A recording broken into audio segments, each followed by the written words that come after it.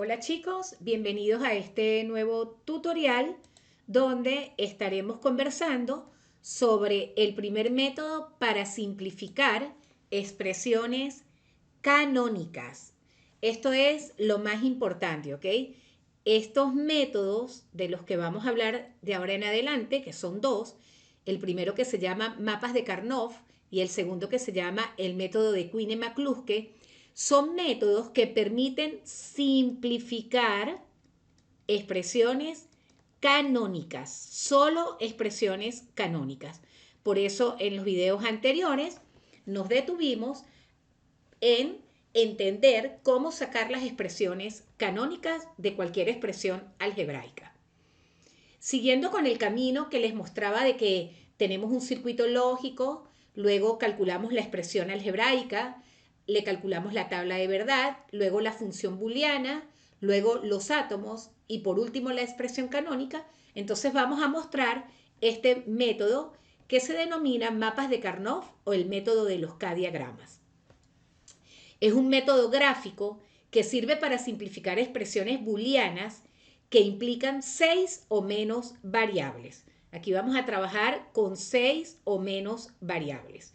Y que esas variables están expresadas en la forma de suma de mini términos que representan los circuitos combinacionales. Por eso hablamos de la expresión canónica. La simplificación requiere de términos en la expresión que puedan combinarse y los términos que se puedan combinar se van a encontrar fácilmente en los mapas de Karnoff, que está simplificada y lo que queremos es buscar una salida simplificada y esa manera de simplificarla se obtiene combinando celdas adyacentes que contengan los átomos. Es decir, que el método es un método visual. Algunos autores dicen, lo llaman el método visual, porque a través de los diagramas que voy a presentar más adelante, se va a poder encontrar la simplificación óptima, o lo que es lo mismo, el método me va a permitir calcular la expresión óptima, o sea, la mejor, la mínima, la más simplificada. Eso es lo que significa expresión óptima. Ok, antes de mostrar antes de mostrar el método, que lo van a tener allí, quiero mostrarles lo que es un diagrama, lo que vamos a llamar diagramas. Esto que está aquí es lo que nosotros llamamos un K-diagrama. Recuerden que nosotros tenemos variables, o sea, recuerden lo que les explicaba en la teoría, pues, de que, de que si usted tiene dos variables, entonces usted va a tener cuatro posibles combinaciones. Esto era el 2 a la n, donde n es el número de variables. Si tenemos tres variables, entonces teníamos 8 posibles combinaciones, que son estas tablas de verdad que ustedes ven aquí, ¿ok? Voy a buscar otro color para ir marcando. Fíjense algo, esto que tienen aquí es lo que nosotros ya conocemos. Esta es la tabla de verdad para dos variables y esta es la tabla de verdad para tres variables. Entonces ahora lo que tenemos que hacer es representar estas tablas de verdad en lo que vamos a llamar los K-diagramas. Entonces, bueno, aquí tienen el primer K-diagrama. Esto que estoy marcando es el K-diagrama de dos variables. Es decir, que cuando yo tengo dos variables, tengo cuatro posibles átomos. Recuerden que son los unos de la función booleana, ¿no? Ok, entonces en este primer diagrama, fíjense la forma como voy a colocar. Yo necesito que aparezca en el K-diagrama, que es una simple caja con bloques, necesito que aparezcan las posibles combinaciones. Esas posibles combinaciones son, por ejemplo, XY, entonces aquí lo estoy cruzando, XY, XY barra, X barra Y, X barra Y barra, que son los posibles átomos. Fíjense que el primer cuadrito equivale al 1, 1, el segundo al 1, 0, el tercero al 0, 1 y el cuarto al 0, 0. Si quieren un cadiagrama para 3 variables, entonces el cadiagrama de 3 variables, déjenme esconder estas pantallitas para que no se me vayan a equivocar. Ajá, el cadiagrama de 3 variables, entonces es este que está aquí. Y la idea es que lo coloquen tal cual para que no se vayan a confundir y el método al aplicarlo pues dé los resultados que esperamos, ¿no? Fíjense, cuando tenemos 3 variables, pues estamos pensando que tenemos 8 átomos posibles, porque son 8 las combinaciones. Entonces, fíjense la forma de meter el cadiagrama. Sería XX barra y acá YZ barra, Y barra Z barra, Y barra Z. Es decir, aquí tenemos el 1, 1, 1, aquí tendríamos el 1, 1, 0, el 1, 0, 0 y el 1, 0, 1.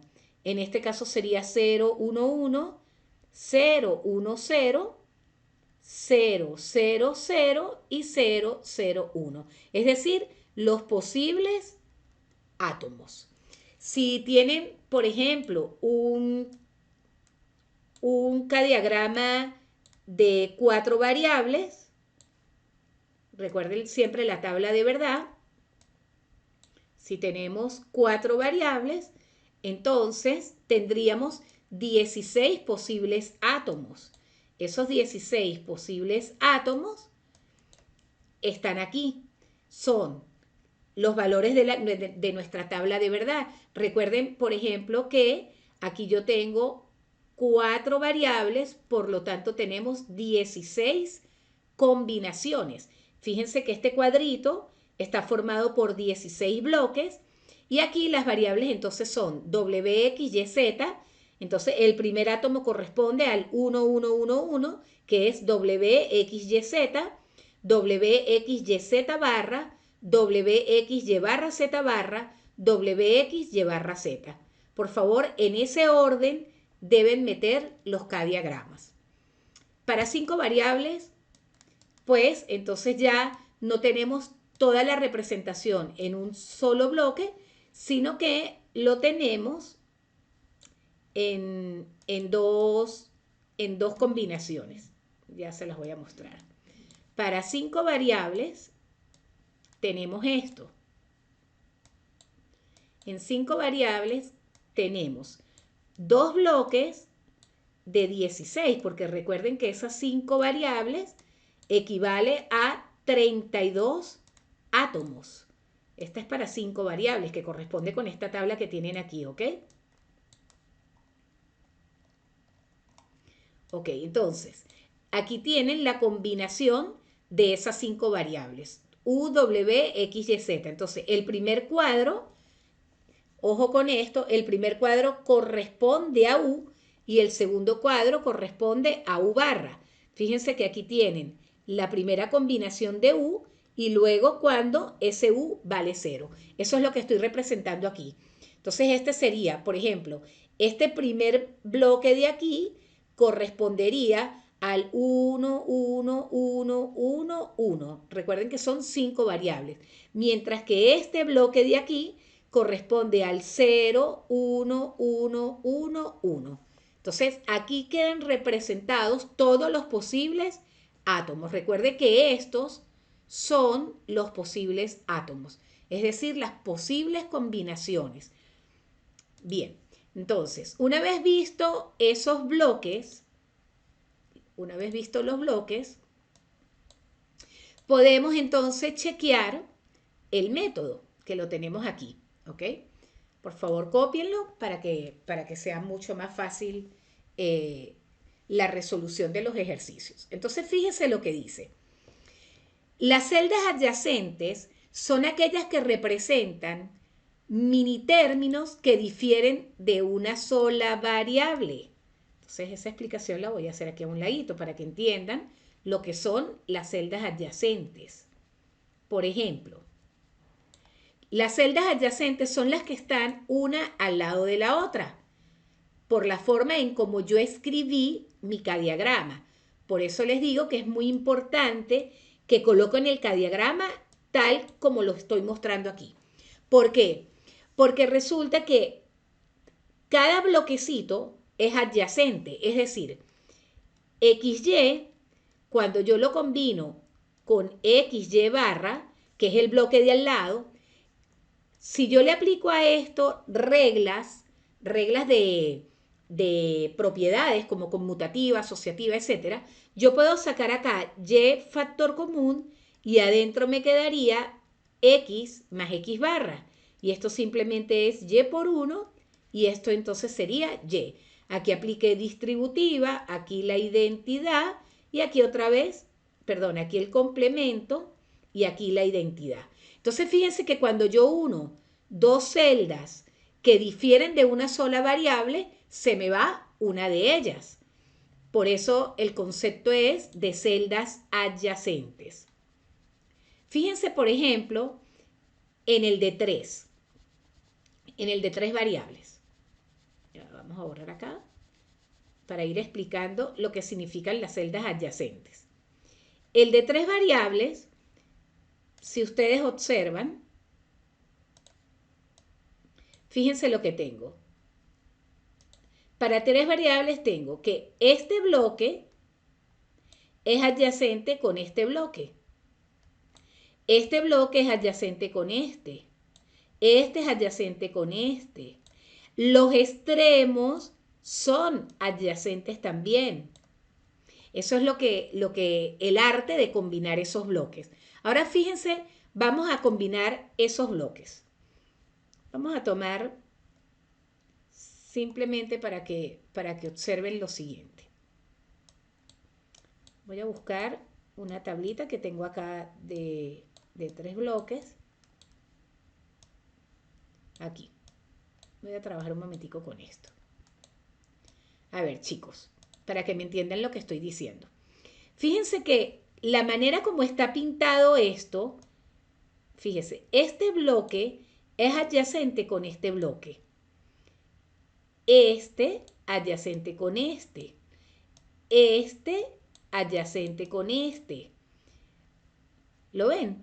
O sea, que yo puedo decir que si yo uno estos dos son celdas adyacentes, pero estos dos también, estos dos también, estos dos también, este con este también, pero este con este también. O sea que yo estoy diciendo que yo puedo armar bloques adyacentes por la manera en como lo tengo escrito. En otras palabras, lo que estoy diciendo es esto. Lo que estoy diciendo es esto. Que yo puedo agarrar X, Y, Z y si yo lo sumo con X, Y, Z barra, son adyacentes porque el átomo difiere en una sola variable. Entonces, si yo saco X, Y factor común, quedaría Z más Z barra y esto daría XY por 1 y esto daría XY. O sea, cuando yo junto celdas adyacentes, se me van las variables. Por eso es un método de simplificación, es un método de reducción. Bien, eso es lo que va a marcar el método, ¿ok? Entonces, la idea la tienen aquí escrita. Dice, una celda que contenga un átomo puede incluirse en cualquier número de grupos. El número de celdas de un grupo debe ser potencia de 2. O sea, yo puedo agrupar 2 bloques, 4 bloques, 8 bloques, 16 bloques, etc. Para minimizar la expresión, el grado máximo posible debe preferirse los grupos más grandes que se puedan formar. O sea, voy a comenzar con los grupos más grandes. Y no se pueden considerar grupos de 2 celdas si estas 2 celdas se pueden incluir en un mismo grupo de 4 celdas. La idea es, esto es importantísimo, cubrir los átomos con el menor número posible de grupos de celdas adyacentes, empezando por el grupo más grande. Los átomos que no se puedan incluir en ningún grupo se llaman implicante primos. Existen celdas adyacentes, no solo dentro del interior del cada diagrama, sino también en los extremos de cada columna y de cada renglón. Es decir, la celda superior en cualquier columna es adyacente a la celda inferior en la misma columna. La celda más a la izquierda en cualquier renglón es adyacente a la celda más a la derecha en cualquier renglón. Eso es lo que yo les estaba explicando de los extremos. Entonces, lo que le decía de los bloques, lo podemos ver aquí. Los bloques que puedo formar son estos. Son bloques de 2, tanto vertical como horizontal, bloques de 4, vertical o horizontal, bloques de 4 armando otro cuadrado, las columnas de los bordes, ¿ok? Y las filas de los bordes. Esta es la manera en cómo yo puedo hacer la cobertura. Bueno, chicos, entonces nos vemos en un próximo video para empezar a aplicar los K-diagramas. Gracias.